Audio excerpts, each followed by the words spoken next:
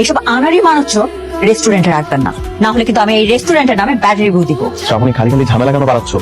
আচ্ছা একটা বিষয় বলো, তুমি তোমার পুরাতন বউয়ের জন্য এত মায়া দেখাচ্ছ কেন? তুমি দেখাতে পারো কিন্তু আমি না।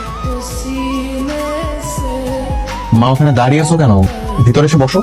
বসো। আমি তোমার পুরো বসে আছিস কেন? কি হয়েছে বাবা? আজকে আমার জন্য রাইসার চাকরিটা চলে গেল মা। মানিক রাস্তা চাকরি চলে গেল মানে কি হয়েছে বলতো? রাইসা একটা রেস্টুরেন্টে চাকরি নিয়েছিল মা। আজকে সকালবেলা সেই রেস্টুরেন্টে আমি শ্রাবণীকে নিয়ে যাই। শ্রাবণী ওকে দেখার পরে খেপে গেল, এমন এমন কাণ্ডগুলো যার জন্য চাকরিটা হারালো। তুই কিছু বললি না? শ্রাবণের জন্য ওই মেয়েটার চাকরিটা চলে গেল, তুই কিছুই বললি না। বলেছিলাম তো মা, কিন্তু শ্রাবণী এতটাই রেগে গেল যে আর কোনো কিছু করতে পারি নাই। এখন বোঝ রাস্তা কত ভালো একটা মেয়ে। হ্যাঁ এখনো সময় আছে, হ্যাঁ তুই রাইসাকে বউ করে নে না। মানে আমি বলছিলাম কি, তুই যদি রাজি থাকিস আমার বিশ্বাস তোর বাবা কিচ্ছু করতে পারবে না। প্লিজ বাবা আর একটা বার চিন্তা করে দেখ না বাবা। মা তুমি একটু কথাটা বোঝার চেষ্টা করো। রাইসাকে যদি মানিয়ে নেওয়ার মতো হতো তাহলে এতগুলো